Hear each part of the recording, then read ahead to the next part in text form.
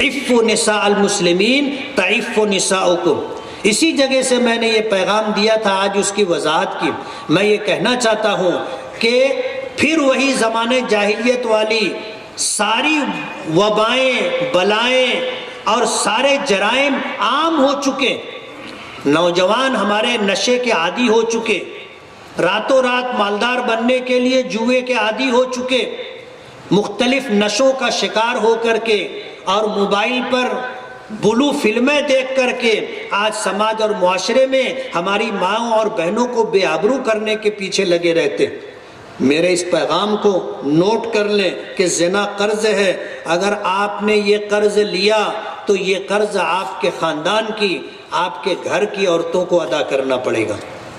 ایک صحابی ایک شخص حضور کی خدمت میں آئے اور آ کر کہنے لگے کہ میں ایمان قبول کروں گا، میری ایک شرط ہے۔ نبی کریم صلی اللہ علیہ وسلم نے پوچھا کیا شرط ہے؟ کہا کہ میں ایمان قبول کروں گا لیکن اس شرط پر کہ مجھے زنا کی اجازت دی جائے۔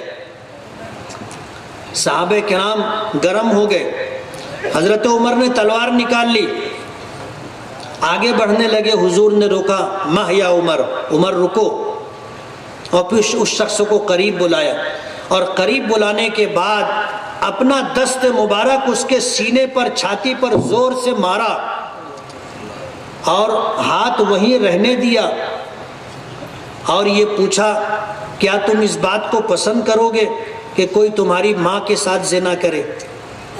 اس شخص نے کہا کبھی بھی نہیں۔ پھر آپ نے پوچھا کیا تم اس بات کو گوارا کرو گے کہ کوئی تمہاری بیوی کے ساتھ زنا کرے؟ اس شخص نے کہا کہ کبھی بھی نہیں۔ پھر حضور نے پوچھا کیا تم سے یہ برداشت تو ہو سکے گا کہ کوئی تمہاری بہن کے ساتھ زنا کرے؟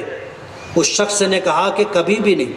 حضور نے فرمایا کیا تمہاری غیرت اس بات کو برداشت کرے گی کہ کوئی تمہاری بیٹی کے ساتھ زنا کرے؟ تو اس شخص نے کہا کہ نہیں۔ تو حضور نے فرمایا کہ جس عورت کے ساتھ تم زنا کرو گے یا تو وہ کسی کی ماں ہوگی، یا کسی کی بیٹی ہوگی، یا کسی کی بہن ہوگی، یا کسی کی بیوی ہوگی۔ جب تم اپنی ماں، اپنی بیوی، اپنی بہن اور بیٹی کے ساتھ زنا برداشت نہیں کر سکتے تو پھر کون ہوگا جو زنا کو برداشت کرے گا؟ تم جس عورت کے ساتھ زنا کرو گے وہ یا تو کسی کی ماں، بیوی، بہن اور بیٹی ہوگی۔ وہ صحابی کہتے ہیں کہ اللہ کے رسول صلی اللہ علیہ وسلم نے میرے سینے پر ہاتھ رکھا، اس ہاتھ کی ٹھنڈک آج تک میں اپنے سینے میں محسوس کرتا ہوں۔ اور پھر یہ بات کہی کہ اسلام قبول کرنے سے پہلے مجھے زنا سب سے زیادہ محبوب لگتا تھا، لیکن اسلام قبول کرنے کے بعد اور حضور کے دست مبارک کی برکت سے آج تمام گناہوں میں سب سے زیادہ بدترین گناہ اگر میرے نزدیک کوئی ہے تو وہ زنا ہے۔ نبی کریم صلی اللہ